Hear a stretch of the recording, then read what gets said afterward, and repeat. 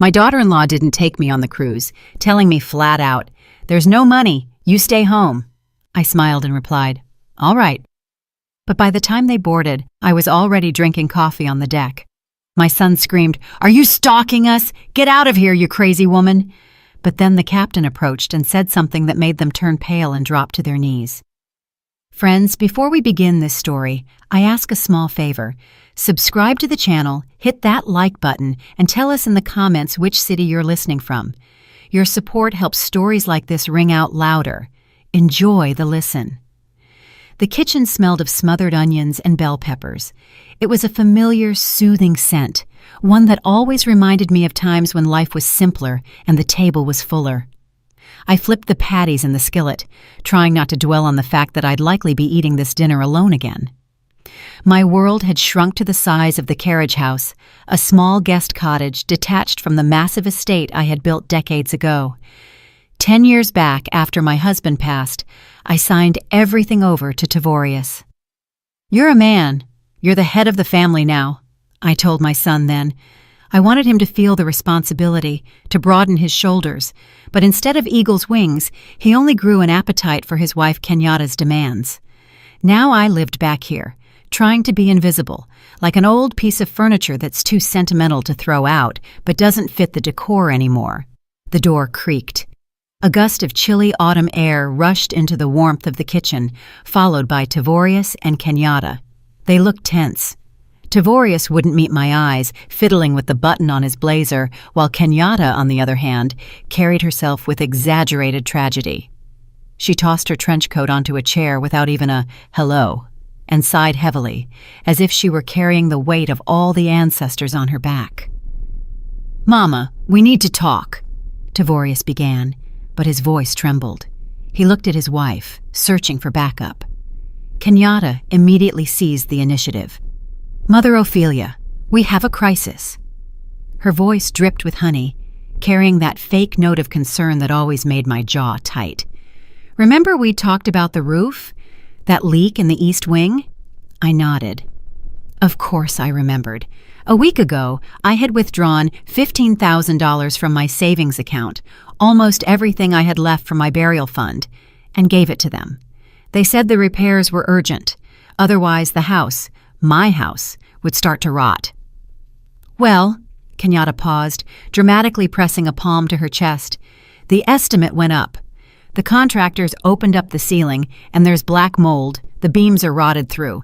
Basically, every cent is gone, and we even had to dip into our own pockets." I remained silent, waiting for the blow. I felt it coming, the way you feel a storm in your joints long before the first thunderclap. "And where is this leading?" I asked quietly, lowering the heat under the skillet. "We can't take you on the cruise," Kenyatta blurted out. For a split second, triumph flashed in her eyes before she masked it with regret. "The money just isn't there, Ophelia, you understand? Ticket prices surged, and now with this repair, Tavorius and I barely scraped enough together for ourselves just to catch our breath. Our nerves are shot." Tavorius finally looked up at me. Guilt swam in his eyes, mixed with fear of his wife. "I'm sorry, Mama," he mumbled. "It's better for you to stay here. You can keep an eye on the workers, watch the garden, and we'll bring you back a souvenir." "Yes, guard the house," Kenyatta chimed in. Her lips curled into a pouty, aggrieved grimace. "Someone has to maintain order while we pinch pennies on this trip." I looked at her and felt a strange emptiness. There was no resentment, no anger, just a cold clarity. My gaze slid to her wrist. Kenyatta adjusted her hair, and the sleeve of her deep mahogany blouse slid down. On her wrist, a bracelet sparkled, a thin strand of white gold paved with diamonds, a tennis bracelet. I knew that design. I knew the jeweler. I knew the price. That wasn't costume jewelry. That was a piece costing at least 3 times the repairs she had just been singing the blues about. She noticed my stare and quickly yanked her sleeve down, but it was too late. "All right," I said. My voice was steady. Even to me, it sounded unexpectedly calm. "If there's no money, there's no money. You two go. Rest.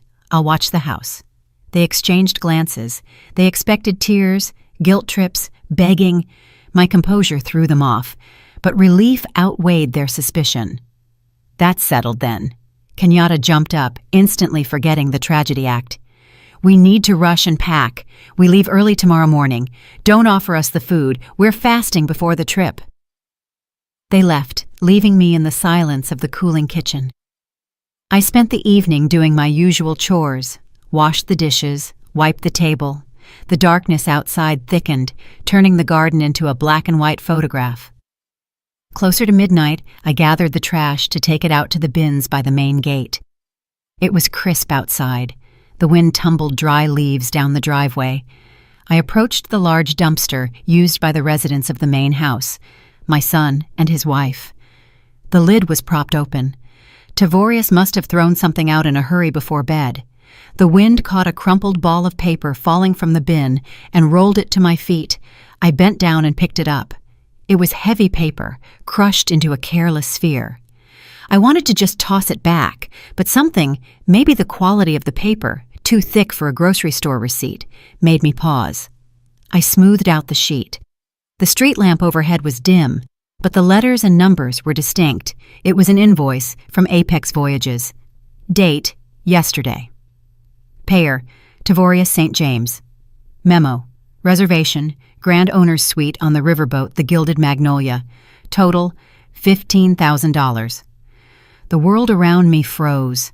The sounds of the night, the rustling leaves, a distant dog barking, vanished. Only the numbers on the paper remained. 15,000, exactly the amount I had given them 3 days ago. My money. They weren't fixing the roof. There was no mold. They simply took my money to buy themselves a luxury vacation and told me to my face that I was dead weight, a burden to be left guarding the house while they drank champagne on my life savings. My chest didn't tighten. My heart didn't skip a beat. On the contrary, it began to beat steadily, powerfully, rhythmically, like a massive ship's diesel engine gaining momentum. The tears that might have appeared for an ordinary grandmother evaporated, burned away by the icy flame of realization. Kenyatta thought she had defeated a weak old woman. Tavorius thought Mama would endure and forgive everything. They forgot who I was before I put on an apron and started baking cornbread. They forgot that the name St. James used to be spoken with reverence in the trucking and logistics world. I neatly folded the invoice and placed it in the pocket of my cardigan. Then I returned to the carriage house, locked the door, and went into the bedroom. From the bottom drawer of my dresser, beneath a stack of old linen tablecloths, I pulled out a vintage leather agenda. It smelled of aged leather and expensive paper. I opened it to the first page.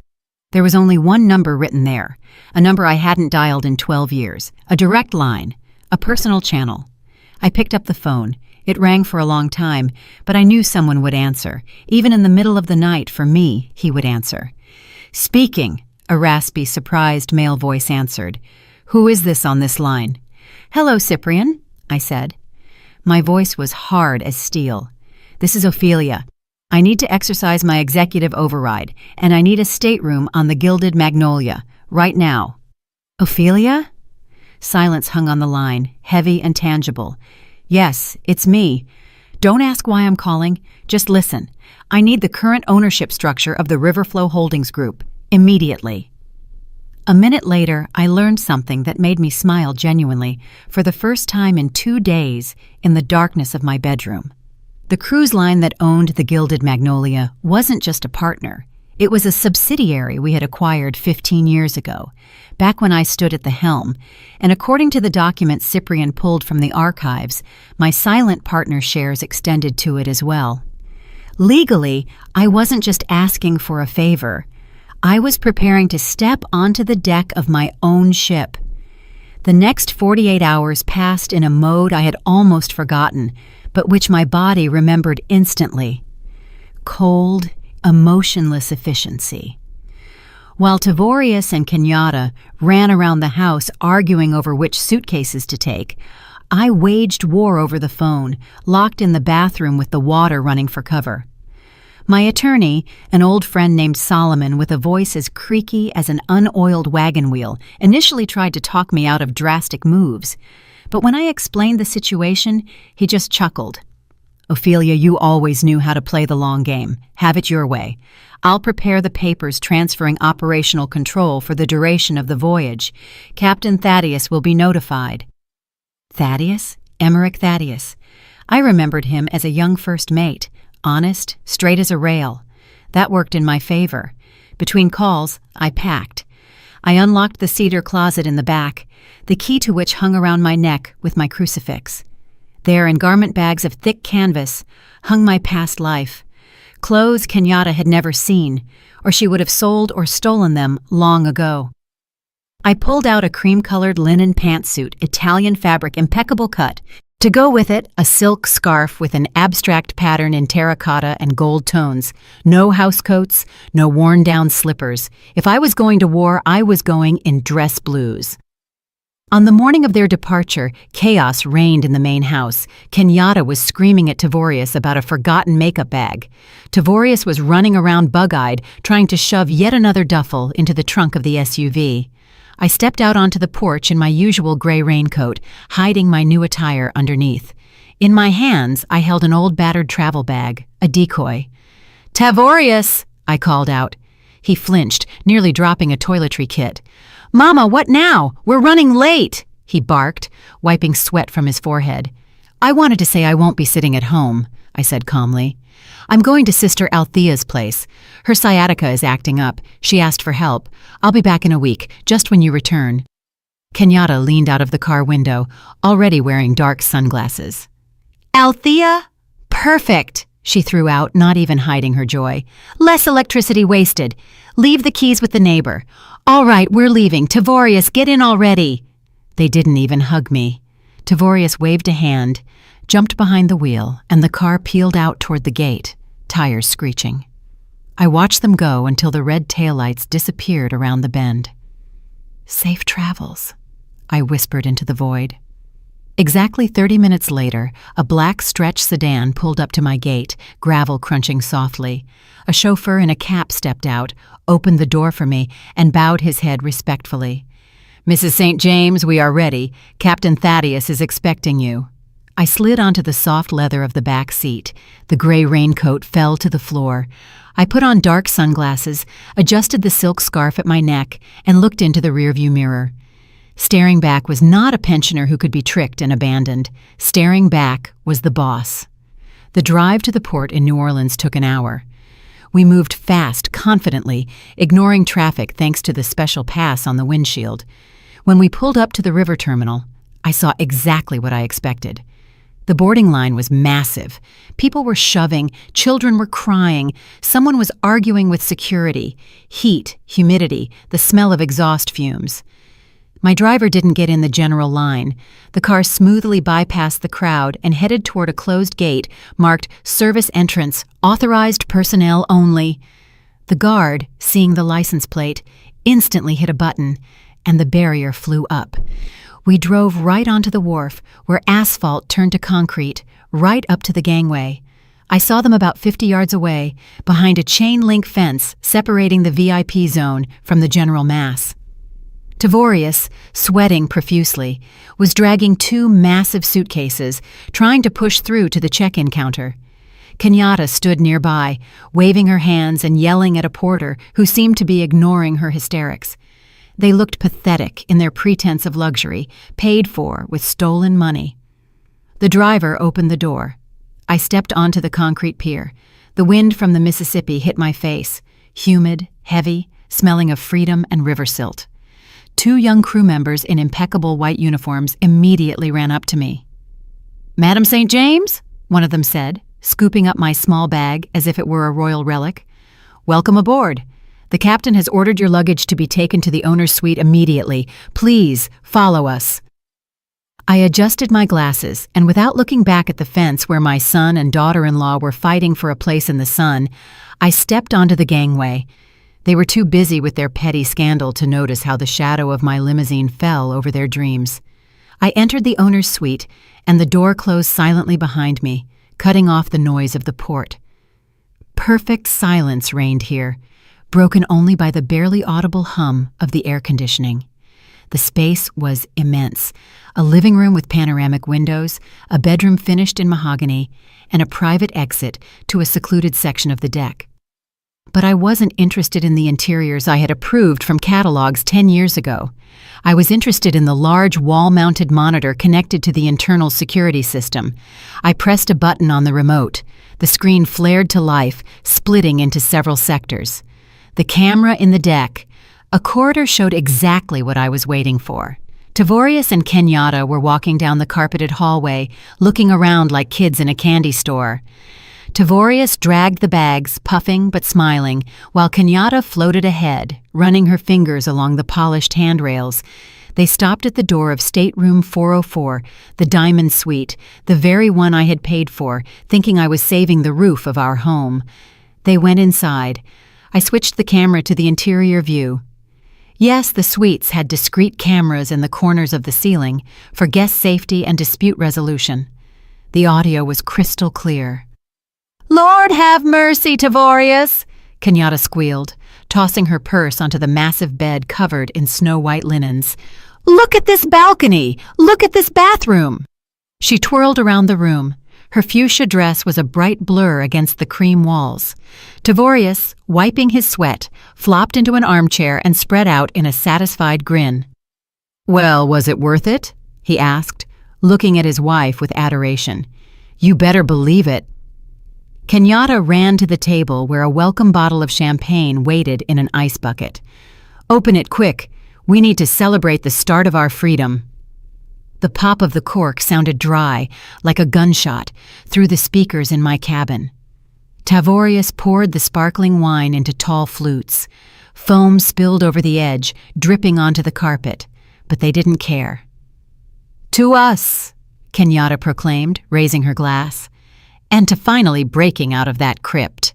They clinked glasses. Tavorius took a big gulp and chuckled. "Listen, I felt a little awkward when we left. Mama was just standing there with that old grocery bag." Kenyatta snorted, her face twisting into a scornful grimace.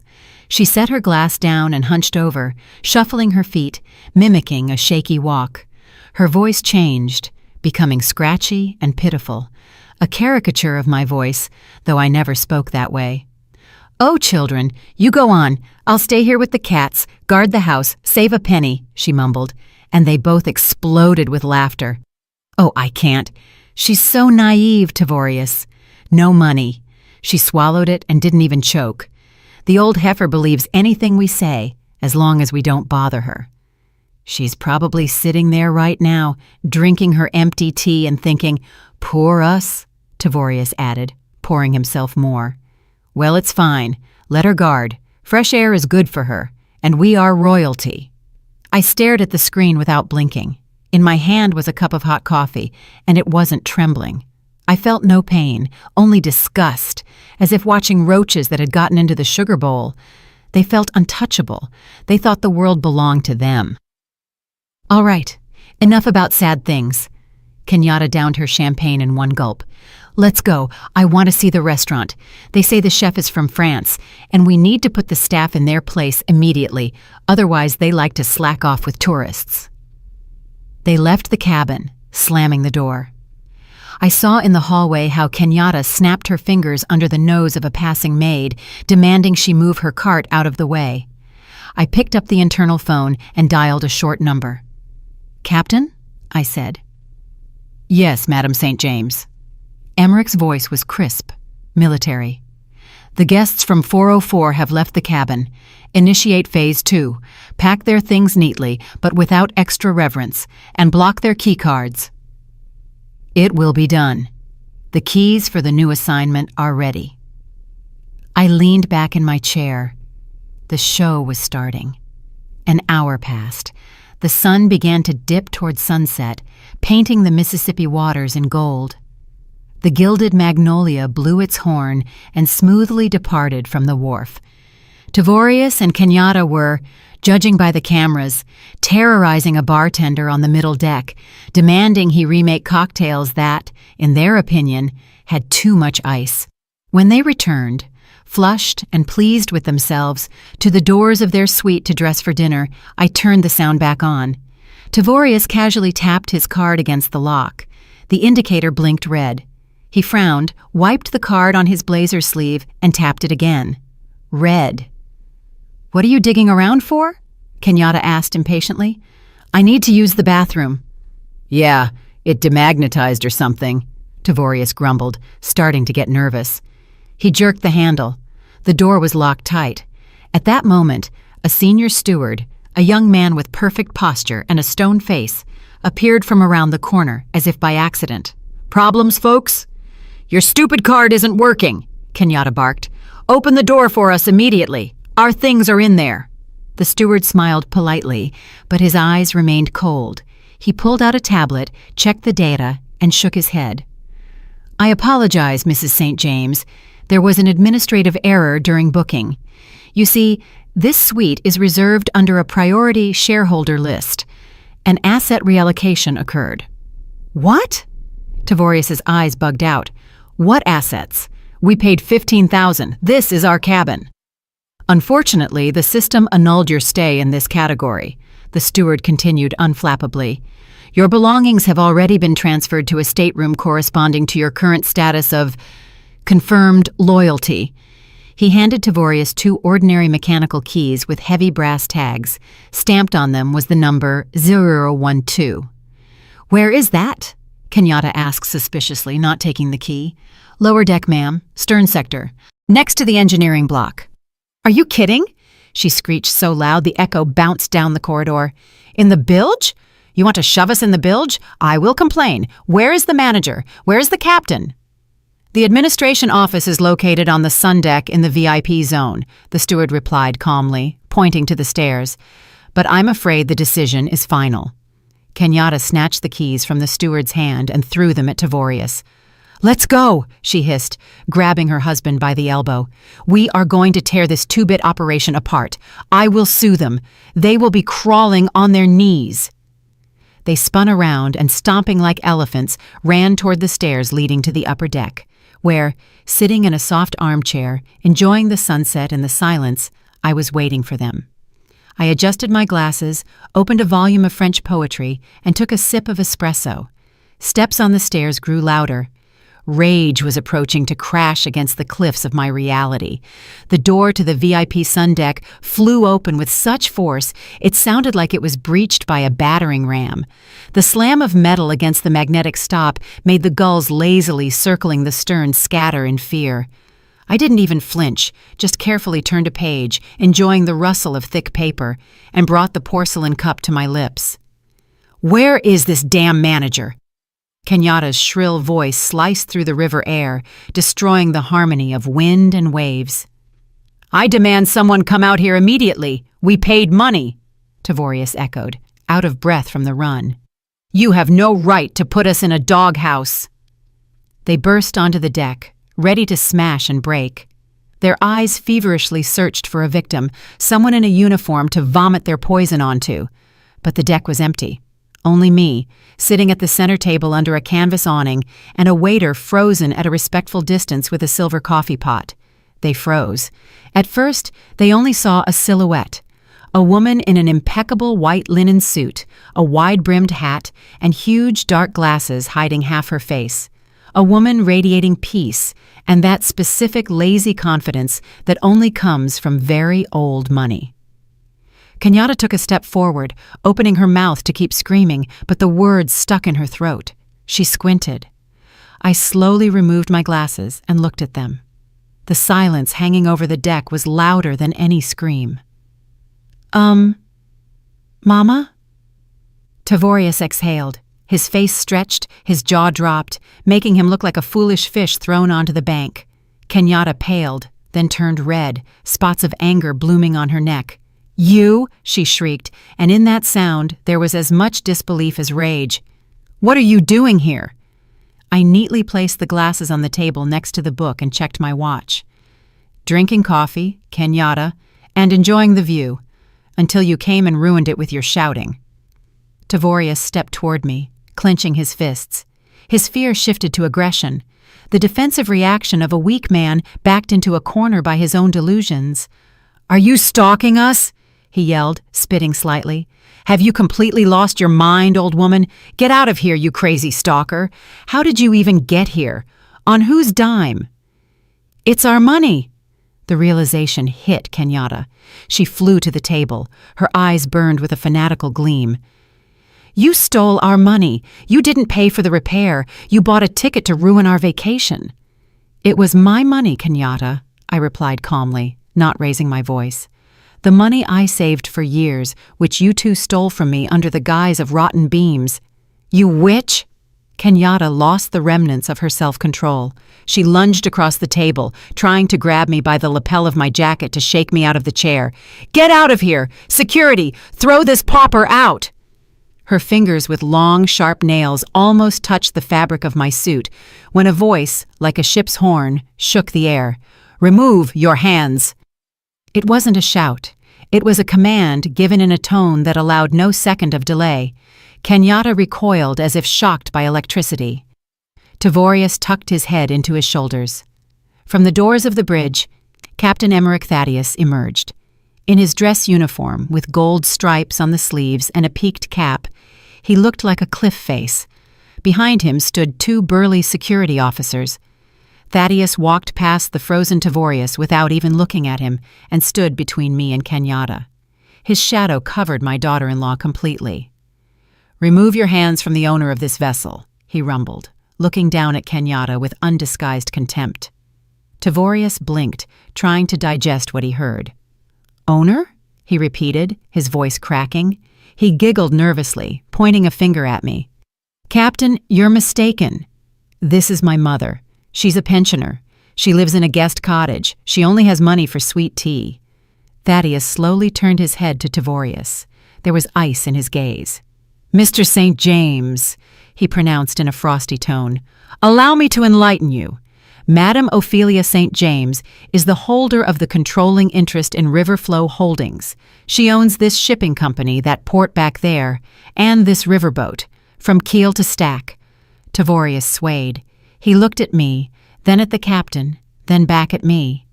In his eyes, a world was collapsing. The world where he was smart and cunning, and I was old and foolish. "That can't be," Kenyatta whispered, grabbing the back of an empty chair to stay upright. "She has nothing. She gave everything to us." "Technically," Thaddeus continued, ruthlessly finishing them off, "you are currently not at a resort. You are in Madame Ophelia's living room, and judging by your behavior, you are uninvited guests who have also committed an act of aggression and trespassing in a private zone." I watched as the meaning of his words sank in. Not just the wealth, but the fact that they had stolen 15,000 from a person who controlled millions. They stole loose change from a dragon they thought was a lizard. "Mama!" Tavorius wheezed. His legs gave out. He didn't sit. He collapsed. His knees hit the teak decking with a dull thud. Kenyatta slumped next to him. Her mouth opened and closed like a fish, but no sound came out. Their arrogance, their superiority, it all evaporated, leaving only animal terror before the woman who continued to calmly stir her coffee with a little spoon. "Emmerich," I said quietly, not looking at the cowering couple. "The coffee is getting cold. Sit down. We need to discuss the route." "Take them out of my sight," I threw out quietly, returning to my cup. Security lifted them by their arms like sandbags. Tavorius was still mumbling something. His feet dragged along the deck, while Kenyatta, conversely, had gone numb, turning into a statue of horror and bewilderment. They weren't kicked off the ship. Not yet. Emmerich knew my intentions without words. For them, a special torture was prepared, uncertainty in a confined space. They were taken to cabin 012. I knew that cabin. It was directly above the propeller shaft. There were no portholes, and the vibration from the engine was such that a glass of water on the nightstand constantly walked across the surface. The perfect place for reflection. All day, I didn't make a sound. I let them stew in their own juices, in fear and conjecture. I imagined Kenyatta pacing from wall to wall in that tight box, hissing at Tavorius, trying to come up with an excuse. "It was a loan. We just borrowed it. We would have paid it back. She's a mother. She'll forgive. Surely, she kept repeating. They hoped that my maternal heart, which they had trampled for so many years, would show weakness again. By 8:00 p.m., I sent a steward to them. He delivered an envelope of thick cream paper with gold embossing, an invitation to dinner, private dining room, the Romanoff. 8:30 p.m. I arrived early. The room was small, intimate, designed for high-level business negotiations. Walls paneled in oak, dim sconce lighting, heavy velvet drapes the color of dark emerald. I sat at the head of the table. Before me was a dish of baked trout and a glass of dry Riesling. Exactly at 8:30, the doors opened. They walked in hesitantly. Kenyatta had managed to change into a black cocktail dress. Apparently, she decided a mournful look would score pity points. Tavorius was in the same blazer, crumpled and pathetic. They looked like schoolchildren called to the principal's office, but hope still flickered in their eyes. Hope that I had played boss, and now we would make up. "Mama," Tavorius began, taking a cautious step toward the table. "We are so glad that we can talk calmly. Sit." I pointed to the 2 chairs opposite me. They sat. Kenyatta immediately pasted a smile on her face, though the corners of her lips trembled. "Mother Ophelia," she cooed, nervously tearing at a napkin. "What a terrible misunderstanding today. We were so shocked. You understand, nerves, this renovation. We just wanted what was best. We just didn't want to worry you with our problems." I continued silently cutting a piece of fish. The clink of silverware against porcelain was the only sound in the room. They waited for menus, waited for waiters, waited for wine, but the table before them was empty. No forks, no glasses, only polished wood and a thick gray cardboard folder lying in the center.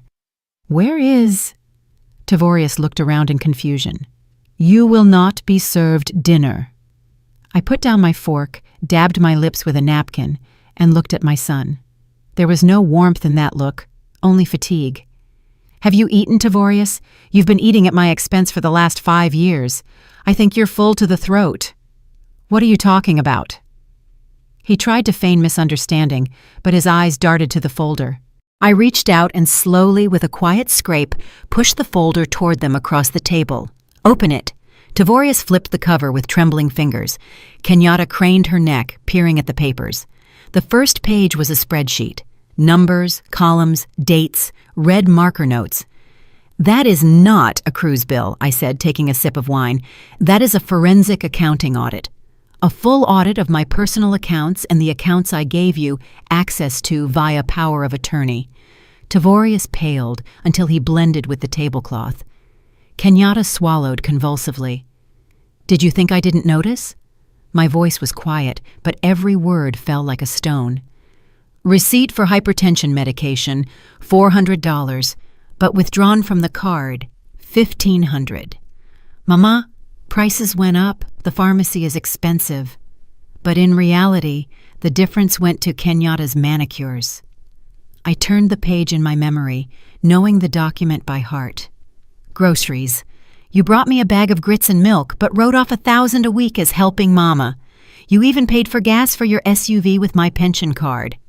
"Tavorius, it's a mistake," my son wheezed, but didn't dare raise his eyes. "And now the roof repair," I continued ruthlessly. $15,000, the climax of your greed.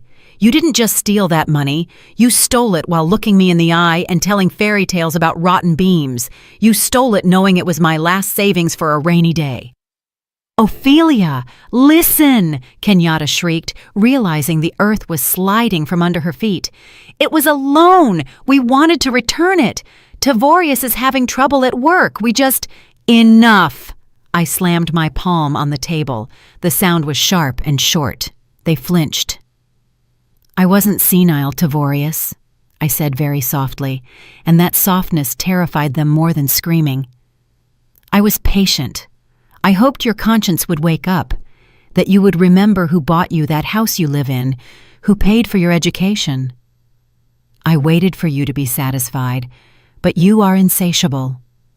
I closed my eyes for a second, saying goodbye to the illusion of family I had tried to preserve. My patience ended yesterday when I found that invoice in the trash can. I nodded at the folder. Check the last page. Bank notification. An hour ago, I revoked all powers of attorney. Your cards linked to my accounts are blocked. Joint accounts are frozen pending the investigation into embezzlement. Embezzlement?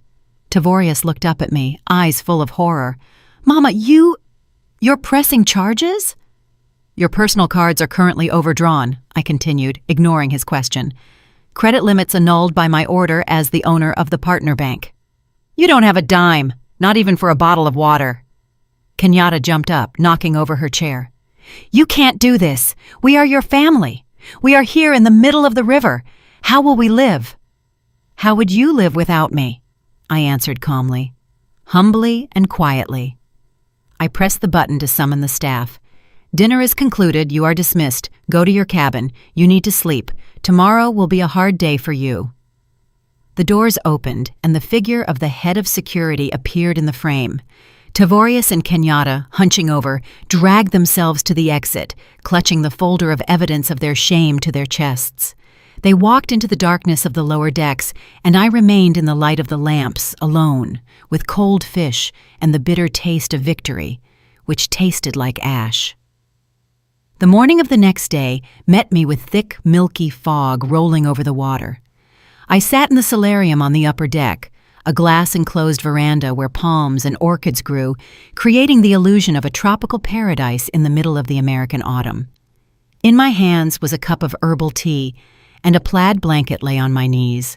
It was quiet here, but the silence was deceptive. I knew that several decks below, in the cramped cabin 012, where the screw vibration rattled bones, a storm was raging. Security reported that the screaming started in the night. Rats backed into a corner always start biting each other, stripped of money, status, and most importantly, the illusion of impunity. Tavorius and Kenyatta predictably began looking for someone to blame. And of course, each saw the other as the culprit. The door to the solarium creaked softly. I didn't turn around, continuing to watch the prow of the riverboat slice through the gray sheet of water. Mother Ophelia. The voice was quiet, trembling, soaked with tears. I slowly placed the cup on the saucer. The clink of china sounded unnaturally loud. Turning my head, I saw Kenyatta. She looked different. The haughty posture was gone. The predatory glint in her eyes vanished. She wore a simple black dress. Her hair was messily gathered in a bun, and her face was untouched by makeup, which only highlighted her red, swollen eyes. She stood at the entrance, nervously wringing her hands like a schoolgirl coming to confess to breaking a window. "May I?" she whispered. I gestured to the wicker chair opposite. "Sit, Kenyatta." She walked over and sat on the very edge, hunching over, trying to appear smaller. "I couldn't sleep," she began, and a single tear rolled down her cheek. "Tavorius, he went off the rails. He was screaming, blaming me for everything." She sobbed, covering her face with her palms.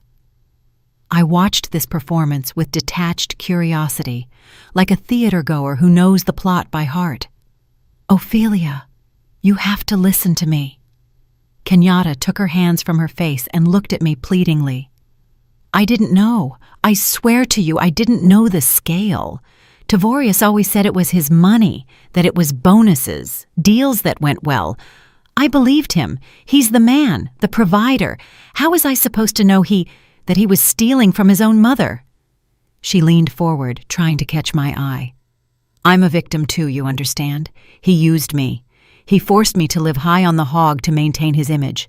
Buy this, wear that, we have to fit in. I just wanted to be a good wife, and now you think I'm a monster." Her voice broke into a whisper. "I love you, Mama. I always wanted us to be a real family. But Tavorius, he turned me against you. He said nasty things. He walled us off. He came up with the roof story. I told him, we can't take Mama's last dime. And he laughed and said you wouldn't understand anyway." I silently picked up the teapot and poured her a cup. Steam rose up, smelling of herbs and lies. "Drink," I said evenly. Your throat is dry from so many words." Kenyatta grabbed the cup with both hands, like a drowning woman grabbing a straw. "Thank you. You are a saint, Ophelia. I don't deserve your kindness. I just want you to know I'm leaving him. As soon as we get back, I'm filing for divorce. I can't live with a thief and a liar. I'll work. I'll pay back every penny. Just please don't throw me out of your life. Give me a chance to make amends." She looked at me with clear, devoted eyes. If I hadn't known her for 10 years, I might have believed it. Her acting was flawless. The perfect victim of a tyrant husband, seeing the light and repenting. I took a sip of my tea, feeling the warmth spread inside. "You are very convincing, Kenyatta," I said thoughtfully. "Almost talented. Tavorius really is weak. He's a follower, clay in someone else's hands." Kenyatta's face brightened. She decided the hook was swallowed. "Yes, exactly, he's weak, and I just fell under his influence, but there is one detail." I put the cup on the table and picked up the tablet lying next to a bowl of cookies. "This vessel has very modern security systems, especially in the lower compartments where the engine rooms and crew quarters are, where you are currently living." Kenyatta froze. The smile of hope began to slowly slide off her face, exposing fear. "Due to engine noise and insurance requirements," I continued in a lecturing tone, swiping my finger across the screen, "audio recording runs 24/7 in those cabins, in case of emergencies or passenger conflicts." I pressed a file icon. The silence of the winter garden was torn by a sharp, hysterical voice, Kenyatta's voice, but not the one sitting in front of me now, the real one. The recording was made late last night. "You idiot, Tavorius, you spineless jellyfish! You couldn't even lie properly," thundered from the tablet speakers.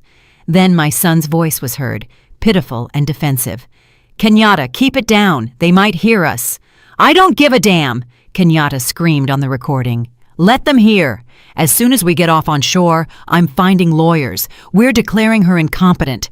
She clearly has senile dementia if she thinks she's some business tycoon.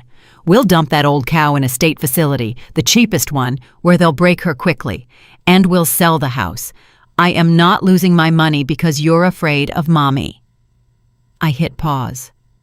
The last words, "old cow," hung in the air, reflecting off the glass walls of the greenhouse. Kenyatta turned white. The blood drained from her face so rapidly, she looked like she was about to faint. Her mouth opened, but she couldn't make a sound. All her words about love, sacrifice, and monster Tavorius crumbled to dust in a second. I looked at her without anger, only with infinite fatigue. "Nursing home?" I asked quietly. "State-run? The cheapest one?" Kenyatta started shaking her head, backing away along with the chair. The chair legs screeched against the floor.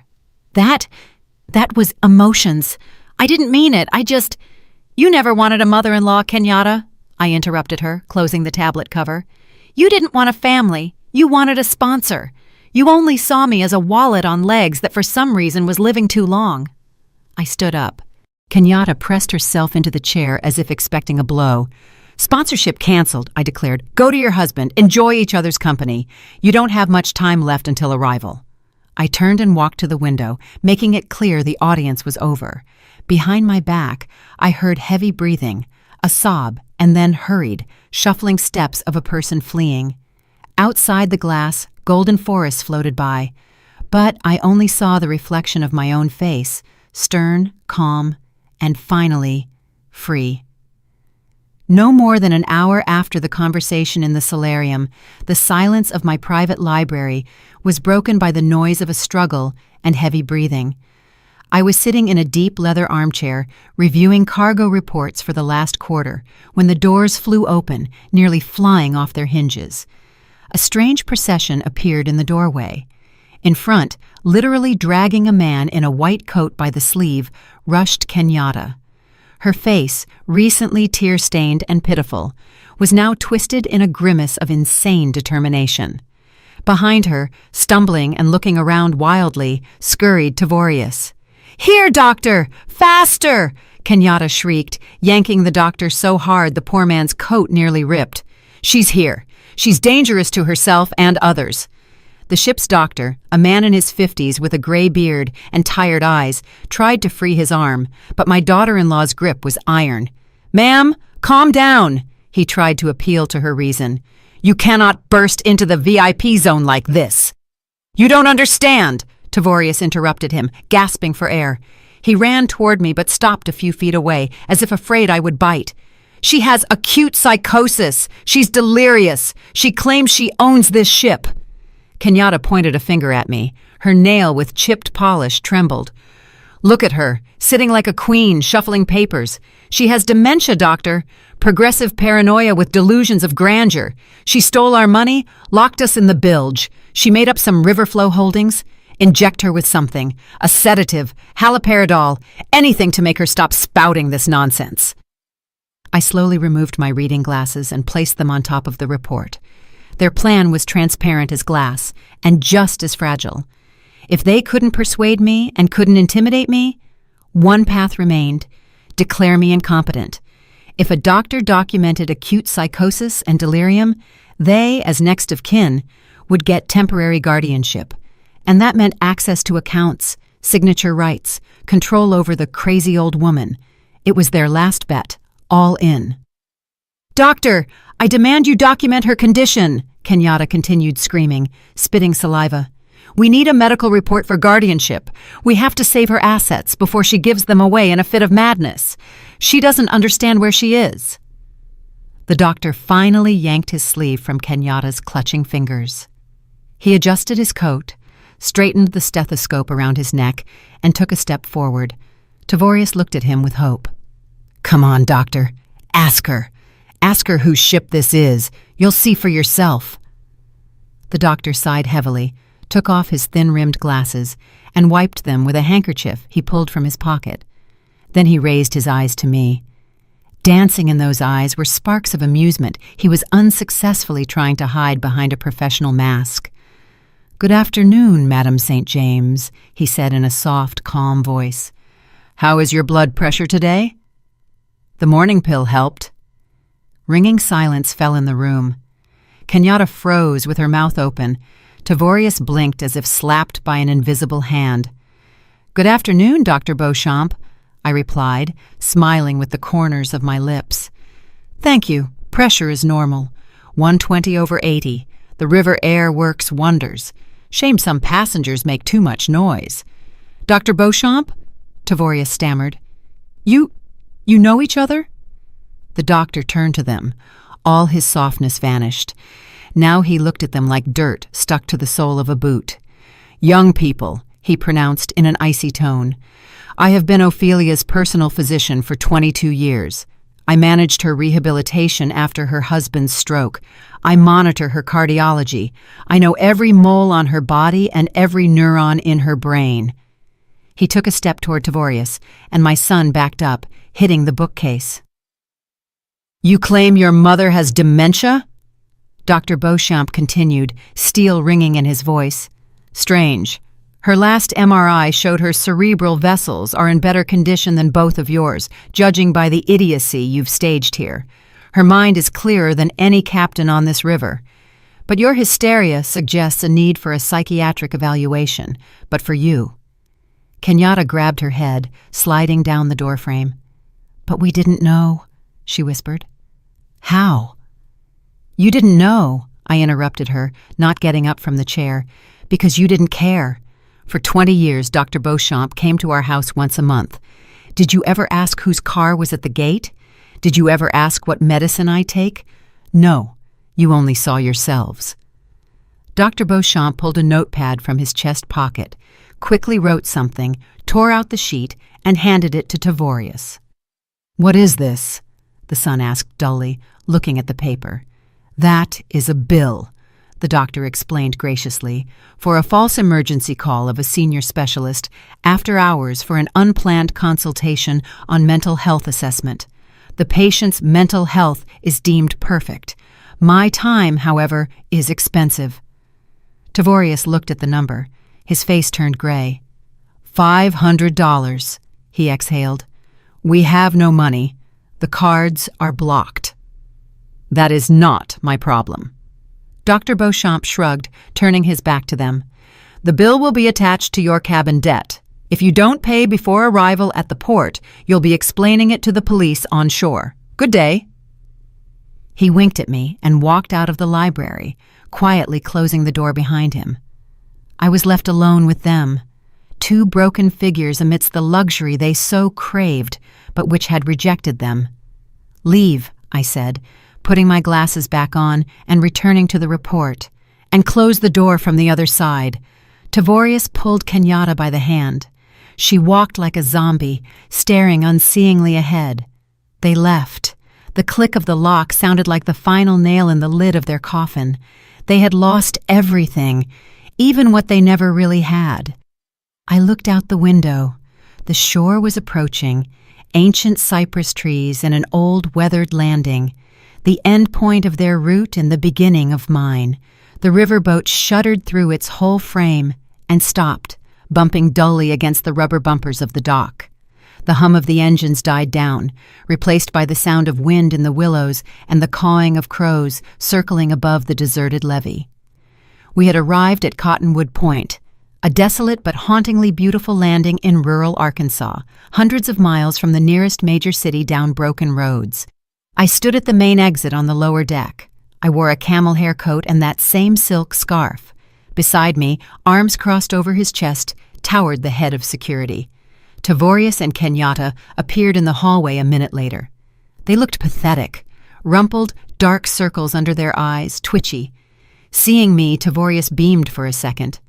Hope flashed in his eyes, the stupid, naive hope of a child who believes that after time out in the corner, Mama will definitely give him a candy. "Mama," he smiled uncertainly.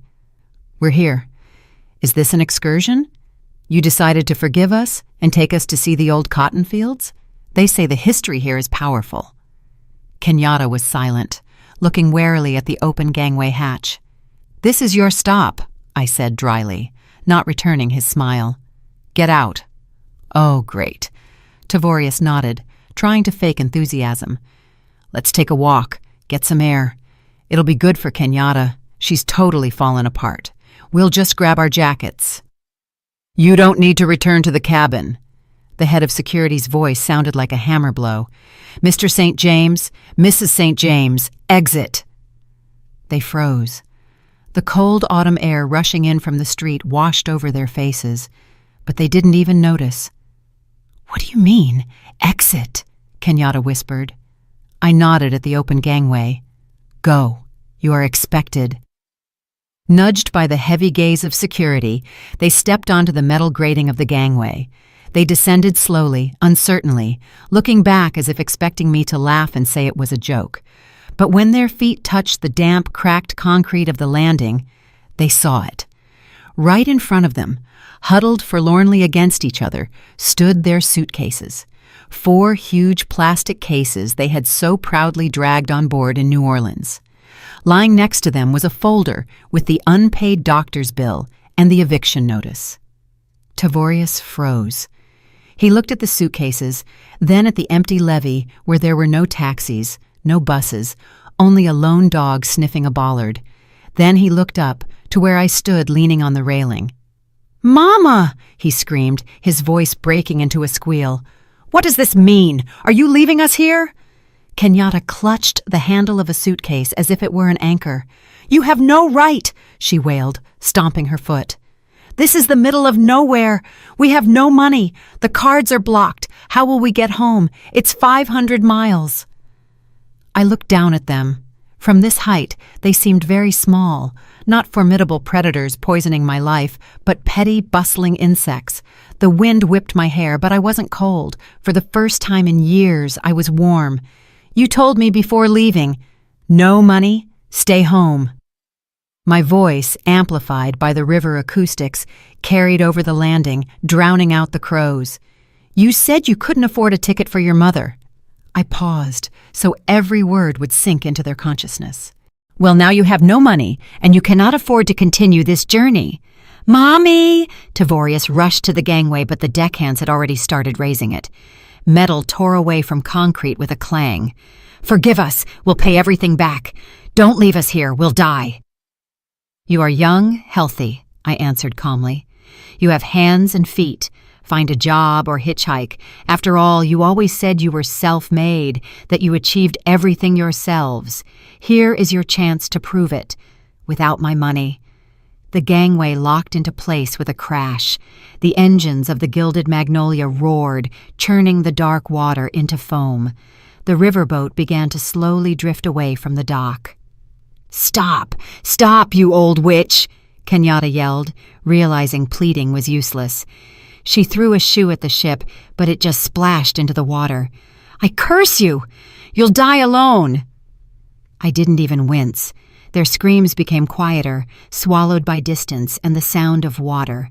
I saw them standing on the empty, windswept pier, two tiny figures with a pile of useless junk in a strange place, without a penny in their pockets. I turned away from the shore. The past stayed there, on the concrete. Emmerich approached me. He took off his cap and looked at me questioningly. "Course for New Orleans, Madam St. James? Returning to schedule?" I looked forward, where the river widened, disappearing into the endless horizon. The sky was clearing, and rays of sun were breaking through the clouds. "No, Captain," I said, and the corners of my lips twitched. "To hell with the schedule." I took a deep breath. The air was sweet. "Plot a course north, Emmerich, all the way up, to the headwaters." "To Minnesota?" He was surprised, but a spark of adventure flashed in his eyes. "That's another 2 weeks of sailing. What did we forget there?" "I always dreamed of seeing the fall foliage on the upper Mississippi," I replied. "They say when the maples turn, it looks like a sea of fire. I put it off for 30 years. First work, then husband, then son, then grandchildren that never came. Enough putting it off." I felt something hot, huge, forgotten rising in my chest. It wasn't a chuckle, not a smirk. I threw my head back to the sky and laughed. It was the laugh of freedom, a loud, pure, ringing laugh that flew over the Mississippi, startling the gulls. I laughed at my former blindness, at their greed, at the absurdity of life. I laughed from happiness. I had money, I had a ship, and I had a whole river of time ahead of me. My life wasn't ending. It was only just beginning. Did you like the story? And which city are you listening from? Let's meet in the comments. If you liked the story, you can support me by sending a super thanks so I can keep bringing more stories like this. Thank you so much for your sweet support. I'm looking forward to your comments on the story. On the screen, you can see 2 new life stories that I highly recommend. There's so much more on my channel. Don't forget to subscribe. See you in the next life story with love and respect.